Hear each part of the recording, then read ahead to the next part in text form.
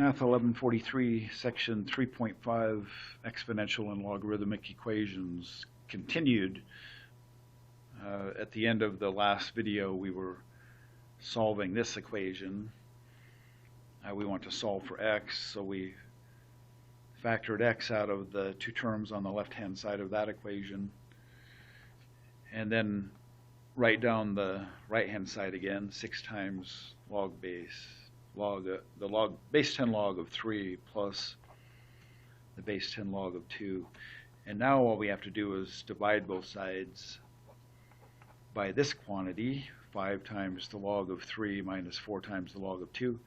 So our final answer is x equals 6 times the log of 3 plus the log of 2, all divided by 5 times the log of 3 minus 4 times the log of 2. This could be simplified further by using properties of logarithms, but this is a perfectly fine answer. Well, as you can see, I don't have room on this side to solve this equation. 4 to the 3x plus 1 equals 5 to the 2x minus 7. So I wrote that on the other side, where we have more room.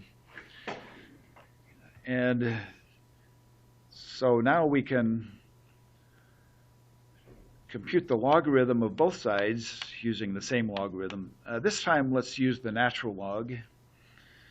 I could use the base 10 log again if I want, but let's use the natural log. We'll take the natural log of both sides. The natural log of 4 to the 3x plus 1 equals the natural log of 5 to the 2x minus 7. Then using one of the properties of logarithms, the exponent 3x plus 1 of the argument can be brought out front, and we multiply 3x plus 1 in parentheses times the natural log of 4. And similarly, on the right-hand side, the exponent is a binomial, so when we move the exponent out front, we should put 2x minus 7 in parentheses to multiply that entire quantity by the natural log of 5. Now we want to solve for x, and it's just algebra and arithmetic. Apply the multiplication property over addition. We get 3x times the natural log of 4 plus the natural log of 4. And also on the right-hand side, 2x times the natural log of 5 minus 7 times the natural log of 5. We want every term that has x in it to be on one side of the equation and every term that doesn't have x on the other side. So we'll do two things at once. There are two terms that have x in it at the moment. So we'll subtract 3x times the natural log of 4 from both sides, and we will also add 7 times the natural log of 5 to both sides. So when we do those two steps at once, we'll get 7 times the natural log of 5 plus the natural log of 4 equals 2x times the natural log of 5 minus 3x times the natural log of 4.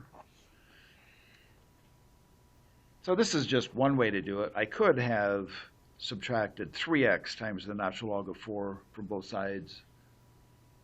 Oh, that's what we did do. What I could have done was subtract 2x times the natural log of 5 from both sides, and then subtract the natural log of 4 from both sides.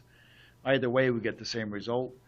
The right-hand side has the x terms in it, so we will factor x out of each of those terms, and we have x times the quantity 2 times the natural log of 5 minus 3 times the natural log of 4. And then we'll divide every term on both sides by 2 times the natural log of 5 minus 3 times the natural log of 4. So our solution for x is 7 times the natural log of 5 plus the natural log of 4, all divided by 2 times the natural log of 5 minus 3 times the natural log of 4 equals x. Okay, now we'll move on to solving logarithmic equations. And for logarithmic equations, we use an equivalence property. So objective 2, solve logarithmic equations. The equivalence property, let b be greater than 0 such that b does not equal 1, and let p be greater than 0 and q is greater than 0. Then this equation, if log base b of p equals log base b of q, then that implies that p equals q. Okay, so we can apply that equivalence property directly in this equation. Log base 7 of 9x minus 5 equals log base 7 of 4x plus 3. So that means by this equivalence property that the argument 9x minus 5 equals the other argument 4x plus 3. And then we can solve this easily for x. Subtract 4x from both sides and add 5 to both sides, so we'll get 5x equals 8, and then x equals 8/5. When solving logarithmic equations, you should verify that when you replace x in either of the arguments with the candidate for a solution, remember that arguments of logarithms must be positive. So we can verify just by looking whether or not 8/5 is a solution. In the logarithm on the right, if you multiply x times 4 and add 3, the argument will be positive, obviously.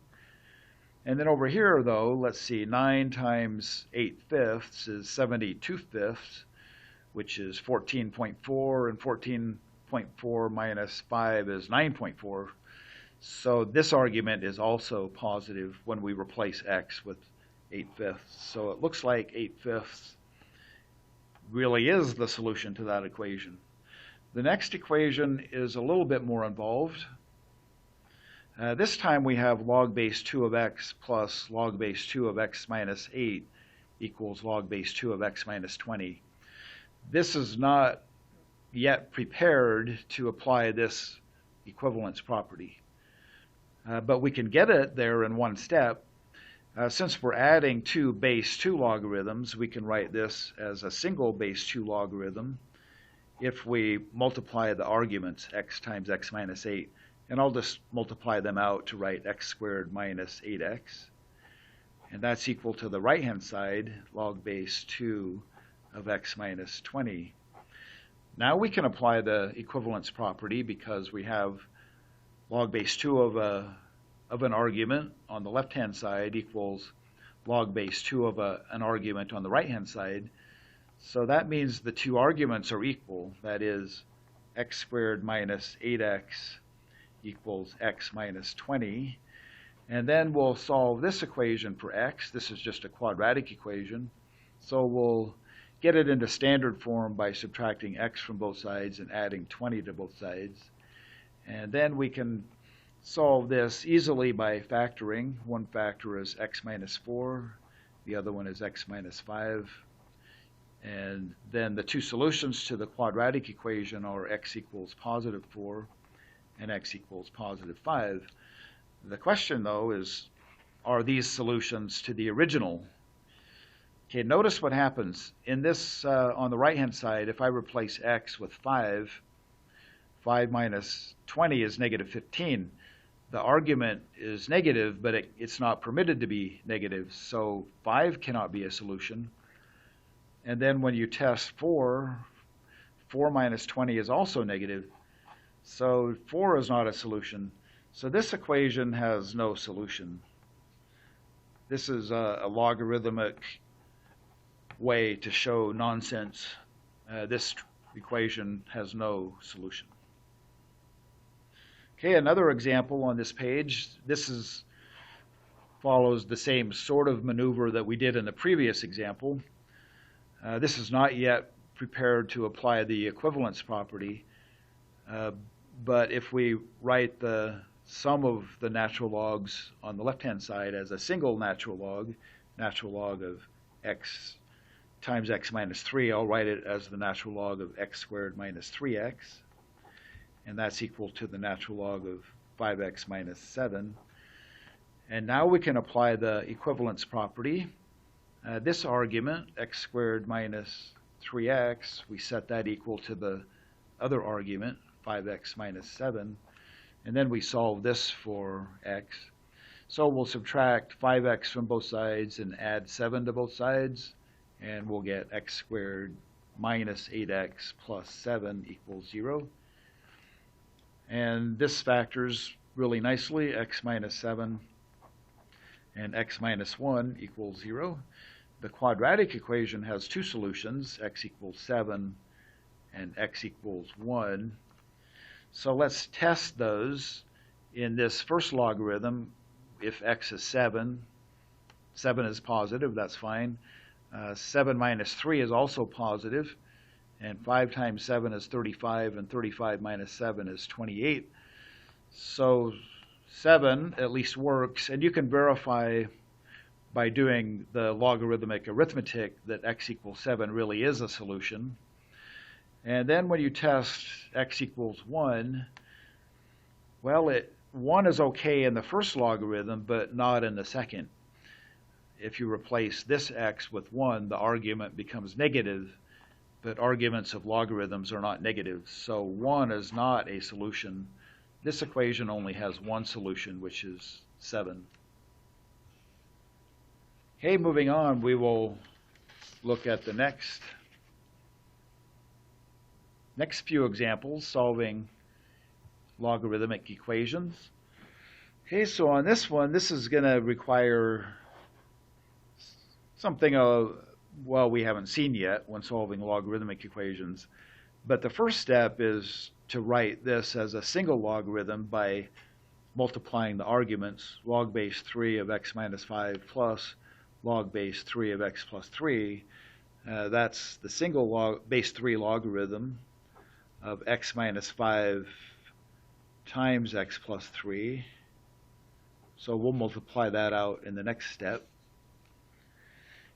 Okay, and we want to solve for x, so I guess I'll just go ahead and multiply those two binomials that are in the argument of the logarithm.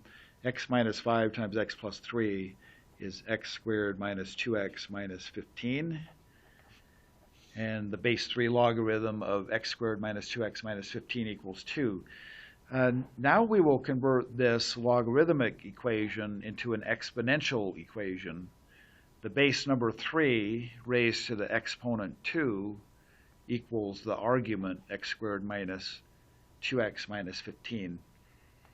So I'll write the argument first, x squared minus 2x minus 15.